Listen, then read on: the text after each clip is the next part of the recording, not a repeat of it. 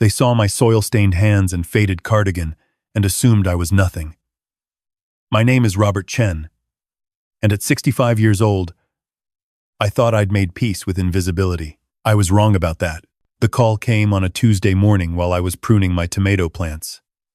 The greenhouse behind my modest townhouse in Silver Spring had become my sanctuary these past 7 years. Ever since Catherine passed, my phone buzzed against the workbench, and I almost didn't answer. Almost. Mr. Chen? This is David Thornton from Morrison & Associates. The voice was younger than I expected, carrying that particular blend of confidence and nervousness that young partners always have.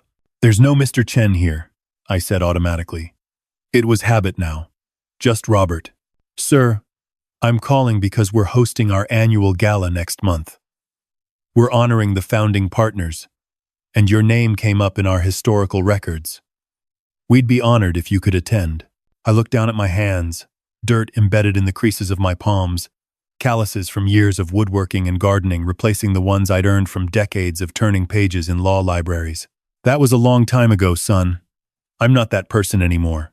We understand you retired early, sir, but your contributions to the firm were foundational. I told him I'd think about it and hung up. But I already knew I wouldn't go. That life belonged to someone else, someone who wore tailored suits and commanded conference rooms. That Robert Chen had died the same day my wife did, sitting in that hospital room, holding her hand as the monitors went silent. My son Michael called that evening. He usually did on Tuesdays, a scheduled call that felt more like an obligation than a conversation. Hey, Dad, how are you doing? Fine, son. Planted some heirloom tomatoes today.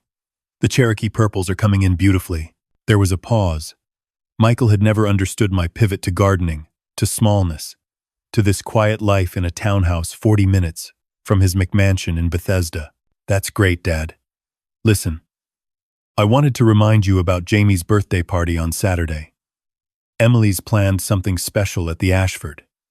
2 o'clock sharp. Emily, my daughter-in-law for 6 years now, though she'd never once called me Dad or even Robert. It was always a tight-lipped Michael's father when she mentioned me at all. I'll be there, I said. Dad, maybe dress a little nicer this time. Emily has some important people coming.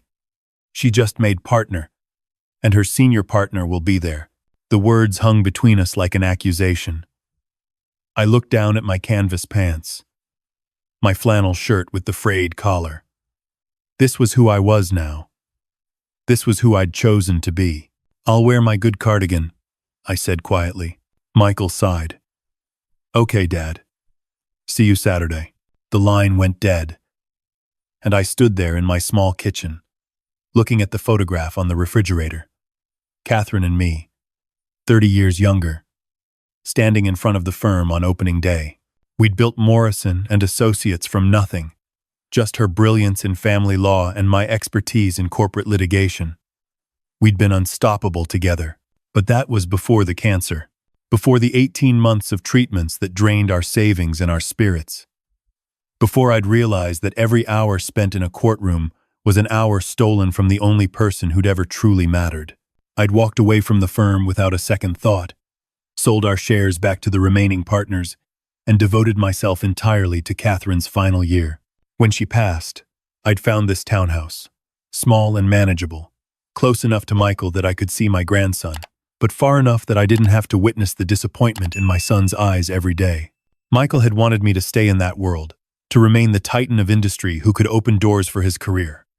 Instead, I'd become an embarrassment, a man who wore gardening clogs to family dinners and talked about composting methods. Saturday arrived with perfect autumn weather. I put on my nicest pants, a button-down shirt Catherine had bought me years ago, and yes, the cardigan. It was cashmere, but it had been washed so many times it hung loosely, comfortable, and soft. I looked at myself in the mirror and saw exactly what Emily would see. An old man who'd given up. The Ashford was everything I expected. Vaulted ceilings, crystal chandeliers, waiters in white gloves carrying silver trays. I felt the stares the moment I walked in. This gray-haired man in a cardigan moving through a sea of business suits and cocktail dresses. I found Michael in the main dining room, already surrounded by Emily's colleagues. My son had inherited his mother's sharp features and my height, but there was something pinched about him now, something diminished. He saw me, and his jaw tightened. "Dad, you made it. Wouldn't miss Jamie's birthday." I looked around for my grandson and found him at a table with other children, his face buried in a video game. 7 years old today, and I'd barely seen him twice this year. "Right. Well, the party's just getting started. Maybe you could, find a seat over there?" Michael gestured vaguely toward the back corner, away from where he stood with a group of lawyers, all of them younger, all of them sharp and ambitious. I recognized the look. I'd worn it myself once. "Michael, who's this?" A woman approached, her smile practiced and cold. She wore a designer dress and heels that clicked authoritatively against the marble floor. I knew her. Of course, Emily Chen, though she'd kept her maiden name professionally. Smart, driven, and utterly convinced that my son had married down by being connected to me. "Emily, you remember my father, of course." Her eyes traveled over my cardigan, my simple pants, my worn leather shoes. The calculation was instant and brutal.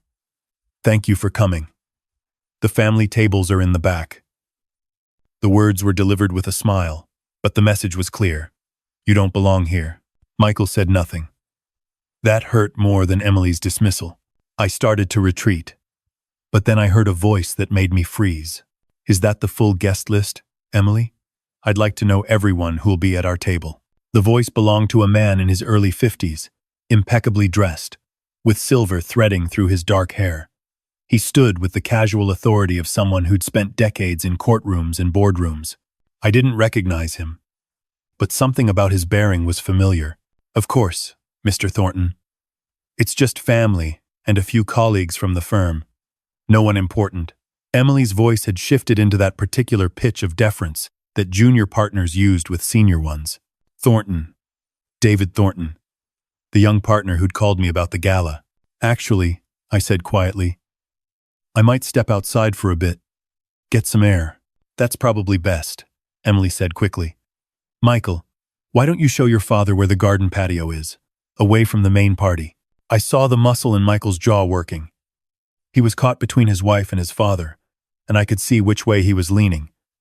It was the same way he'd been leaning for 6 years. "Come on, Dad. This way."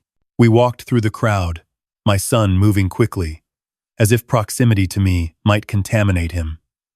We reached the patio doors, and I was about to step outside when I felt a hand on my arm. "Excuse me," David Thornton said, "but I couldn't help noticing you. Have we met before?" I looked at him carefully. Up close, I could see the intelligence in his eyes, the same quality Catherine had possessed. "I don't think so. You look familiar. I'm David Thornton with Morrison & Associates." He extended his hand, and I shook it. His grip was firm, confident. Robert Chen. The name clearly meant nothing to him, which made sense. He would have joined the firm long after I left. But something flickered in his expression. A connection, trying to form. "Chen. Are you related to Michael Chen?" "His father." "Ah."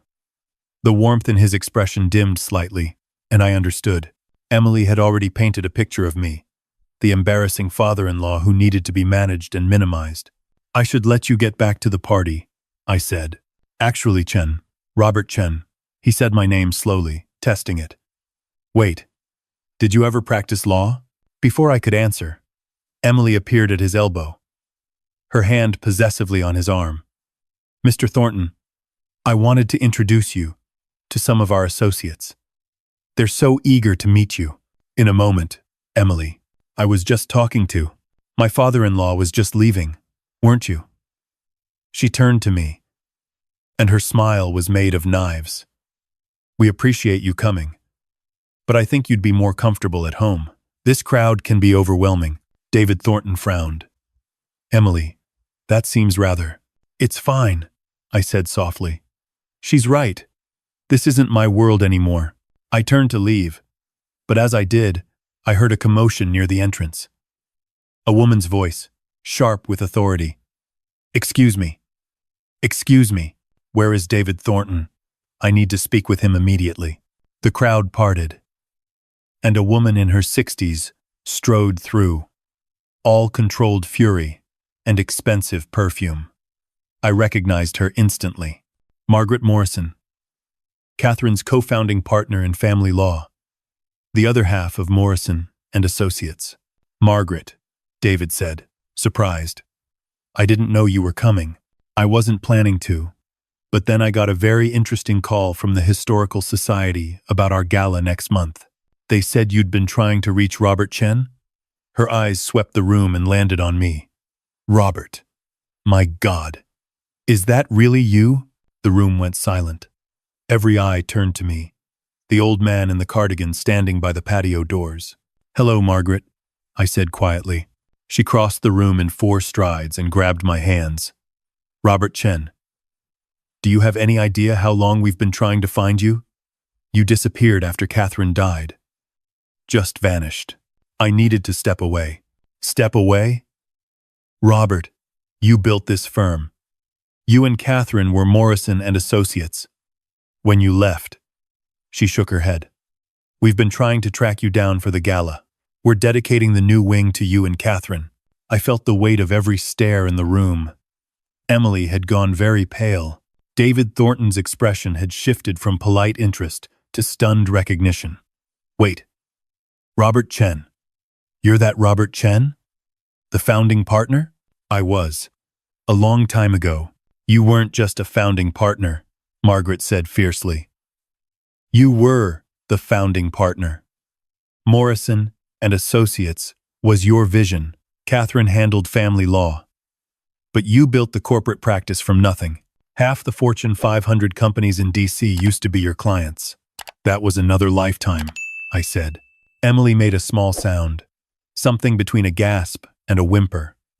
Michael stood frozen, his face cycling through shock, confusion, and dawning horror. Margaret finally seemed to notice the tension in the room. She looked from Emily, to me, to Michael. What's going on here? Nothing, I said quickly. I was just leaving. This is my grandson's birthday party, and I don't want to cause a scene. Leaving? Margaret's voice rose.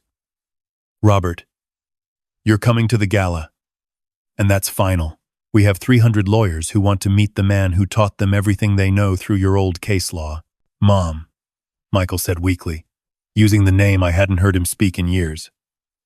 You never asked, I said simply. You saw an old man who'd given up, and that's what I wanted you to see. After your mother died, I couldn't be that person anymore. The person who won cases and built empires felt like a betrayal to her memory. She died because I waited too long to step away, to prioritize what mattered. David Thornton looked at Emily with an expression I recognized from 1,000 courtrooms. The look a judge gives when they've discovered a lie. Emily, you told me your father-in-law was, how did you phrase it? Just a retiree with no connections to the legal world. I didn't know, Emily whispered. Michael never told me, because I asked him not to, I said. I wanted to be left alone, to be invisible. Well, you're not invisible to me, Margaret said firmly. Robert, we need to talk, privately. There are some things about the firm you need to know. We found a quiet corner, away from the party. Margaret ordered us both scotch. Expensive scotch. And we sat in leather chairs that probably cost more than my monthly mortgage. Catherine's shares, Margaret said without preamble. When you sold them back to us, we put them in a trust. We couldn't bring ourselves to redistribute them. They've been generating income for 7 years, Robert. Substantial income. I don't want it. It's not about what you want. It's about what's right. That money is sitting in an account, waiting for you. Nearly $2 million, plus interest. I closed my eyes. $2 million. More money than I'd need for the rest of my life. Money that Catherine and I had earned together, bleeding ourselves dry in courtrooms and late-night strategy sessions. There's more, Margaret said. The new wing we're building? It's a pro bono clinic. Free legal services for families going through medical crises. We're calling it the Catherine Chen Memorial Clinic. That broke something in me. I felt tears on my cheeks and didn't try to hide them. She would have loved that, I know. And Robert, we need you. Not as a full-time partner, but as a consultant. There are young lawyers who need mentoring, who need to understand that this career isn't just about winning. It's about wisdom, about knowing when to fight and when to let go. I don't know if I can go back to that world. You're already in it. Your son is a lawyer at a competing firm. Your grandson will grow up in it. And Emily. Margaret's expression hardened. Emily needs to learn that power isn't about who you can dismiss. It's about who you lift up. We returned to the party an hour later. The birthday cake had been served. Presents opened. Jamie, my grandson, was finally away from his video game, laughing with other children. He looked so much like Catherine it hurt. Emily stood near the windows, isolated. Her colleagues had scattered, and even David Thornton kept a careful distance. Michael sat alone, at a table, his head in his hands. I walked to my son first. Michael, he looked up, and I saw Catherine in his eyes. My brilliant, beautiful wife, who'd never let ambition poison her kindness. Dad, I'm so sorry. I didn't understand. When you gave everything up, I thought you'd just quit, given up on life. I didn't realize you were choosing something bigger. I was choosing what your mother and I should have chosen years earlier. Time, presence, the things that matter. I've been a terrible son. You've been a son trying to navigate impossible expectations. Mine, Emily's, your own. I sat down beside him. But you need to decide who you want to be. Michael, the man who stands silent while his wife humiliates his father? Or the man who remembers what his mother taught him about dignity and respect? Michael looked across the room at Emily, who stood alone, her designer dress suddenly looking like armor that hadn't protected her at all. What are you going to do?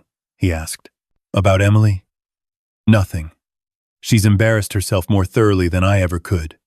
But Michael, I need you to understand something. When your mother got sick, I had a choice. Keep fighting for cases, for clients, for legacy, or fight for every moment with her. I chose her, and I'd make that choice 1,000 times again. I know, Dad. I'm starting to understand that. I stood and walked to Emily. She didn't look at me, just stared out the window at the city lights. I'm sorry, she whispered. I didn't know. You didn't know because you didn't ask. You saw an old man in a cardigan and made assumptions. But Emily, that's not why I'm here. She finally looked at me, mascara smudged under her eyes. Margaret Morrison told me that David Thornton is evaluating partnership candidates. She mentioned your name came up for senior partner. Emily nodded mutely. She also told me that he asks her opinion on every major decision. They've worked together for 15 years. I paused, letting that sink in. Margaret is my wife's oldest friend. She's like family to me. Emily's face went white. Please, I worked so hard for this. I know I was horrible to you. But please don't take this from me. I'm not taking anything from you, Emily. You took it from yourself. Margaret watched everything that happened today. She saw how you treated me, how you asked staff to remove me, like I was trash, and she made her own judgment. What does that mean? It means that when David Thornton asks her opinion about your character, about whether you have the judgment and humanity to be a senior partner, she'll tell him the truth. What he does with that information is up to him. But you could change her mind. You could tell her it was a misunderstanding. I looked at this young woman who'd spent 6 years making me feel small, invisible, shameful. Part of me wanted to walk away, to let her face the consequences of her choices. But I heard Catherine's voice in my head, the one that always urged compassion even when I wanted justice. I could, I said slowly. Because Emily struggled to find the words.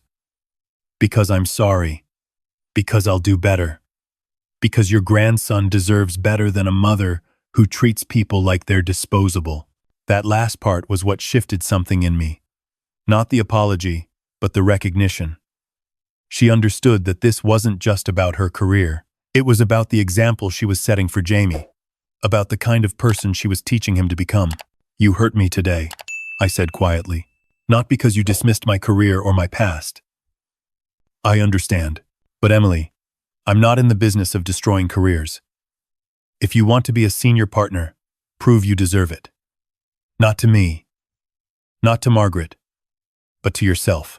Show David Thornton that you can be brilliant without being cruel, ambitious without being ruthless, successful without being soulless. How do I do that?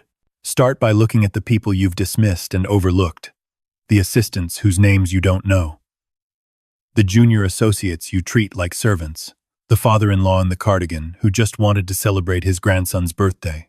See them, really see them." I turned to leave, but Emily caught my arm. "The gala. Will you be there? Margaret seems to think I don't have a choice. Can I come? To hear you speak?" I looked at this woman who'd caused me so much quiet pain, and I saw something I hadn't noticed before. She was young, terrified, desperate to prove herself in a world that demanded perfection. I'd been there once, when Catherine and I were building the firm, working 18-hour days, sacrificing everything for success. "You can come," I said. "But Emily, if you hear only one thing that night, hear this. Success, without humanity, is just noise." Catherine taught me that. She built a family law practice on the principle that every client deserved not just excellent legal work, but dignity, compassion, and respect. That's her legacy. That's what the clinic in her name will honor. Emily nodded, tears streaming down her face. I found Jamie before I left, my grandson surrounded by presents and cake crumbs. "Happy birthday, buddy." "Thanks, Grandpa. Mom said you used to be a really important lawyer." "I was a lawyer. The important part was your grandmother. She was the best of us. I don't remember her much." "I know. But I do. And I see her in your dad. And I hope one day you'll see her in yourself. She was kind, Jamie. That was her superpower. Not her brilliant legal mind, though she had that, but her kindness. Will you come to my next birthday? If you'll have me, I'll be here in my cardigan and everything." Jamie laughed. "I like your cardigan, Grandpa. It looks comfy." I hugged him. This boy who carried Catherine's genes and my name, and hoped he'd grow up, understanding that comfort mattered more than appearance, that character trumped credentials, that the measure of a person wasn't their title, but their humanity. The gala was 3 weeks later.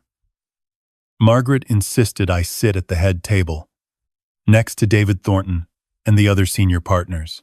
I wore a suit, one I'd kept in the back of my closet, and Catherine's favorite tie, blue silk with small silver threads. The ballroom held 300 lawyers, all of them younger than me, all of them brilliant and ambitious and hungry. I remembered that hunger. I'd fed on it for decades. When Margaret introduced me, the applause was thunderous. She spoke about the landmark cases, the precedents I'd set, the lives I'd changed through my work. But then she paused and showed a photograph on the screen behind us, Catherine and me, in the hospital, the week before she died. We looked tired, both of us, but there was something in our eyes. Peace, understanding. "Robert Chen left the law at the height of his career," Margaret said. "And for years, we thought he'd given up, quit, disappeared into irrelevance. But I understand now that he didn't give up anything. He chose something bigger. He chose love over legacy, presence over prestige. And that, ladies and gentlemen, is the lesson he's taught us all." They asked me to speak, and I stood at that podium, looking out at all those hungry faces, all those brilliant minds chasing success. I thought about what Catherine would want me to say. "I'm not here to tell you to quit your careers or give up your ambitions," I began. "Catherine and I worked our entire lives to build Morrison and Associates. We bled for this firm.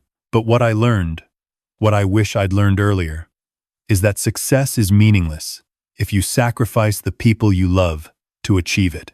I saw Emily in the crowd, sitting next to Michael. She was watching me intently, taking notes, The Catherine Chen Memorial Clinic opens next month. It will provide free legal services to families navigating medical crises. Because my wife understood something that took me too long to learn. The law is a tool. It can build or destroy, liberate or imprison, heal or harm. The choice is ours. I spoke for 20 minutes, and when I finished, the applause was different. Quieter, more thoughtful. These weren't people clapping for past victories. They were people reconsidering their futures. David Thornton found me afterward. Robert, I wanted to thank you. What you said about humanity and the law, about choosing what matters, it resonated. I'm glad. I also wanted to let you know that we've decided to promote Emily Chen to senior partner. I must have shown my surprise because he smiled. I know what happened at that birthday party. Margaret told me everything. But Emily came to my office the next day and told me herself. She took responsibility, and then she proposed something interesting. What's that? She wants to run the Catherine Chen Memorial Clinic. Take a 20% pay cut, reduce her billable hours, and dedicate herself to pro bono work. She said she wants to learn what real success looks like. I felt something loosen in my chest, a knot I'd been carrying since that birthday party. That's Catherine's influence. Even now, she's teaching people. Emily also said she wants you to mentor her, to teach her how to balance ambition with humanity. I told her it was up to you. I thought about it. About Emily's tears, her apology, her recognition that she'd lost something important in her climb to the top. I thought about Catherine, who'd never turned away someone genuinely asking for help. Tell her I'll think about it, I said. But David, if I do this, it's on one condition. She has to let me teach her in my way. In cardigans and canvas pants, in my greenhouse, where we can talk about law and life and what actually matters. I'll tell her. Michael found me before I left. Dad, I wanted to say, thank you for not destroying Emily's career, for giving her another chance. I didn't give her anything. She earned it by being honest about her mistakes. Still, you could have ended her. Michael's son, listen to me. Your mother and I didn't build our careers on destroying people. We built them on lifting people up, even people who'd hurt us. Especially people who'd hurt us. That's the legacy I want to leave. I'm going to do better, Dad. As a son, as a father, as a husband, I'm going to teach Jamie what Grandma Catherine would have taught him. Then, start by bringing him to visit. My tomatoes are coming in, and I'd like to teach him about growing things, about patience and care, and watching something beautiful emerge from dirt and time and attention. I will. I promise.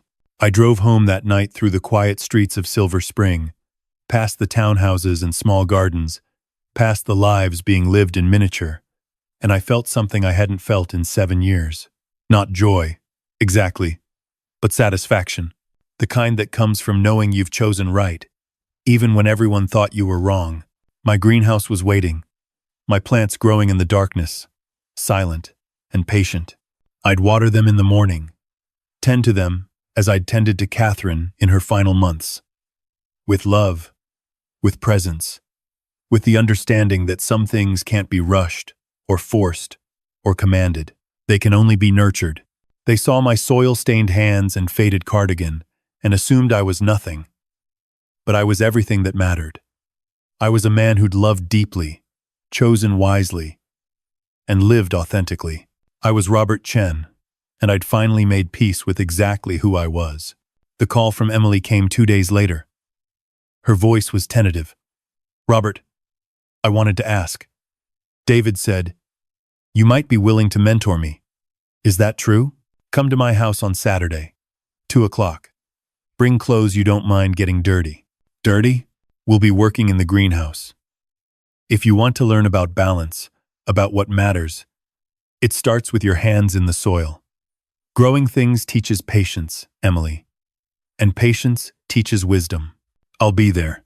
She came that Saturday in jeans and an old t-shirt, her hair pulled back, her face free of makeup. She looked younger, more uncertain. more human. I handed her a pair of gardening gloves. We're transplanting tomato seedlings. It's delicate work. You have to be gentle, but firm. Too rough, and you damage the roots. Too careful, and they don't take hold in the new soil. We worked in silence for an hour, our hands moving through dirt and roots and the quiet business of growth. Finally, Emily spoke. I spent 6 years trying to prove I belonged in that world, in your world. And I thought the way to do it was to distance myself from anything that looked weak or ordinary, including you. I know, I was wrong about everything. Maybe not everything. You were right that success matters. Ambition matters. But Emily, they're not the only things that matter. And when they become the only things, you lose yourself. How do I find my way back? I showed her how to press the soil around the seedling's roots, how to give it space to grow while still providing support. You start by seeing people, really seeing them, the way Catherine saw people. She'd walk into a courtroom and see not just the case but the human beings involved. The scared mother, the desperate father, the children caught in the middle, and she'd fight for them with everything she had. But she never forgot they were people first, cases second. That's what the clinic is for, isn't it? To honor that. Yes. And Emily, if you're serious about running it, you need to understand something. It won't make you rich. It won't make you famous. But it might make you the kind of lawyer who looks back at their career and feels proud instead of empty. We worked together for 3 hours that day. And when Emily left, her hands were dirty and her back was sore. But there was something different in her eyes. Something quieter. More grounded. She came back the next Saturday, and the next, and the next. We didn't always talk about law. Sometimes we talked about Jamie, about how to raise a child who valued character over credentials.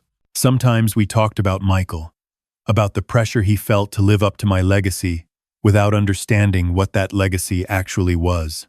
And sometimes we just worked in silence, tending to plants that grew at their own pace, in their own time, teaching us that not everything worth having could be forced or rushed or commanded into existence.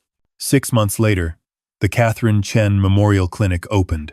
Emily stood at the ribbon-cutting ceremony, not in a designer dress but in a simple suit, her hair pulled back, her face open and genuine. She spoke about my wife with a reverence I'd never expected, about how Catherine's approach to law had transformed not just her career, but her understanding of what it meant to be successful. Michael stood beside her, his arm around her waist, and for the first time in years, I saw my son truly smile. Not the tight professional smile he wore at firm events, but the open, genuine smile he'd inherited from his mother. And Jamie was there, my grandson, holding my hand, asking questions about the clinic, about Grandma Catherine, about what it meant to be a lawyer who helped people instead of just winning cases. "Grandpa," he said, "when I grow up, can I be like you?" I knelt down so we were eye to eye. Be willing to fight for what matters and let go of what doesn't. Everything else is just noise. But what if I want to be a lawyer like you? Then be a lawyer who remembers that people are always more important than cases. That's what your grandmother taught me. That's what I'm trying to teach your mother. And that's what I hope to teach you. That night, I sat in my greenhouse, surrounded by the plants I'd nurtured, the quiet space I'd built after Catherine's death. I looked at her photograph, the one I kept on my workbench, and I talked to her the way I'd done every night for 7 years. I think we did it, Kat. The clinic. The legacy.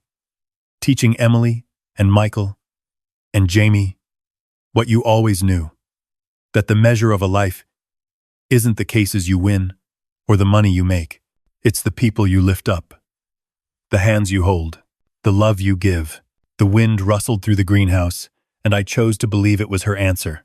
Her approval. Her reminder that I'd chosen right, even when everyone thought I was wrong. They saw my soil-stained hands and faded cardigan and assumed I was nothing. But I was everything Catherine had taught me to be. And that was enough. That was everything.